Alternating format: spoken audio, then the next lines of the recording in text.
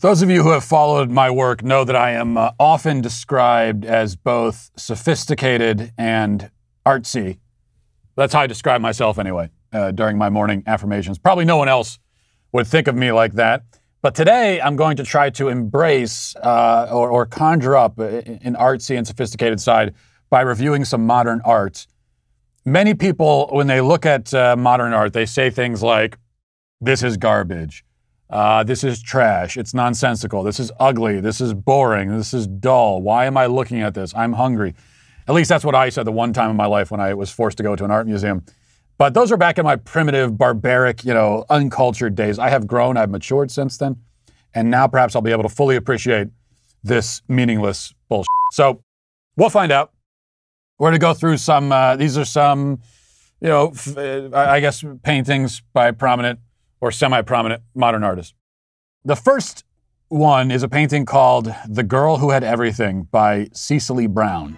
And there it is there. The Girl Who Had Everything. She had everything, including epilepsy from the look of it, because this to me just looks like a guy was mixing paint at Home Depot and stroked out and spilled it all over the floor. Nothing discernible happening here, except for, well, I do see, okay, so there is some kind of situation. There's a buttocks-like structure in the lower end of the painting. Bing bong, hello! So someone spilled the paint, and then somebody else came along and said, hey, check it out, and they made a butt. There, now it's art. And that's the story of this painting. And I'm sure it sold for $600 billion. Next we have Keith Haring is the artist, and this is a painting called Untitled. And it is, it's literally something that my 8-year-old daughter could draw. This isn't even good for an 8-year-old, okay? This isn't one that you put on a fridge. It's not fridge worthy. Put it on the refrigerator. I want to keep this upstairs in my desk. This is one where you go, oh, thank you. Good drawing. And as soon as they leave the room, you throw it in the trash. And then later they find it in the trash and they go, Daddy, why is this in the trash? And you say, where was it? In the trash? What was it doing there? I don't know how it got there. And then you throw it away again when they leave the room. This is garbage. Okay, next one is titled, this is also Untitled by Jean Basquiat. These people, they can't even bother to come up with titles for their paintings. And they can't be bothered to spend more than 12 minutes on their painting or even to make a title. And the thing is, this monstrosity right here, I actually remember this one. This sold for $100 million. Huh? What you're looking at. That's no joke. The best thing I can say about this is that it looks like something that a moody 7th grader might have painted in 1998 because he was mad that he got kicked out of Hot Topic for stealing nail polish. Okay, next one is called The Tree by Ibrahim El Salahi. And the first thing that jumps out at you when you look at this, you look at the tree, is that there's no tree in sight. There's not anything. It's just random shapes and colors. This is maybe the best thing I could say, just being generous, is that maybe I would say this looks a little bit like maybe high-end wrapping paper. This is the kind of wrapping paper that I might use, and my wife will go, oh, this is pretty neat wrapping paper. And then she'll end up being more impressed by the wrapping paper than the thing inside, because the thing inside is like a hand-me-down Foreman grill. Let's keep moving quickly to Lost Horizons by Keenan Derby. The color scheme, the textures, all of that, to me it brings to mind maybe the carpet in a pediatrician's waiting room. Or alternatively, this might be the last thing you see if you're trapped inside a Crayola factory and it explodes. And that's being generous. I'm being as generous as I can with all this stuff.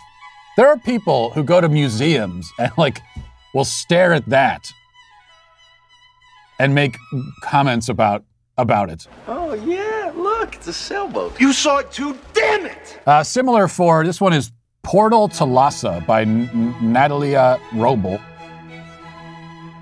This one actually, I wouldn't even be impressed with this if my 8-year-old made it. I'm not even kidding. If my 8-year-old presented that to me, I would scold them for giving me such a poorly thought out piece of art. There's just nothing happening there at all. In a way, it sort of like says so much by saying so little. The colors don't work together. It is real.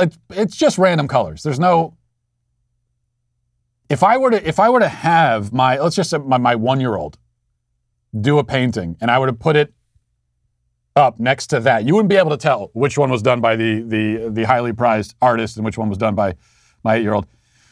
Same goes for this. This is Willem de Kooning's Interchange. And this sold for $300 million. $300 million. That's got to be a typo. My God in heaven. Give me half of that. I'll take half of that. I'll take a paltry, let's just call it 150 million. And I will gladly scribble with colored pencils over a canvas with my eyes closed. I would happily do that. You know what? This is how generous I am. I'll do it for 50 million. But I'm losing on the deal. If that's what you want, give me 50 million and I'll do that. And honestly, I think that's what I hate about modern art most of all, is that it is jealousy. I'll admit that. Because I am also a bad artist, just like this guy. What's his name again? Willem de Kooning. I'm a terrible artist, just like Willem de Kooning. He makes 300 million. I get nothing. I am poor and destitute. Okay, finally, well, we can't go much further. But here's one other thing that I think is worth looking at. This is Woman 3 by Willem de Kooning. Oh, same guy. Okay, so we've got a second one by the same guy. And this monstrosity sold for $160 million. Oh, hell no! Really a bargain compared to the other one. So the other one's, it's by the same guy. The other one sold for $300 million. This is $160 million, which is not, it's like, that's half off. And this one at least looks like something. This sort of vaguely resembles a thing that you might recognize. The more nonsensical it is, the more impressed people are by it. That I love. I absolutely love. That's just the air conditioner. But this one, if your child made this, first of all, you would steer them away from art classes because you realize this is clearly not a skill that they have. It's not worth trying to foster. And second, you'd probably call a therapist because this is the kind of thing that a patient at a mental asylum would scribble on the floor of the bathroom in their own bodily fluid. That's what that is. And I don't mean that as a compliment.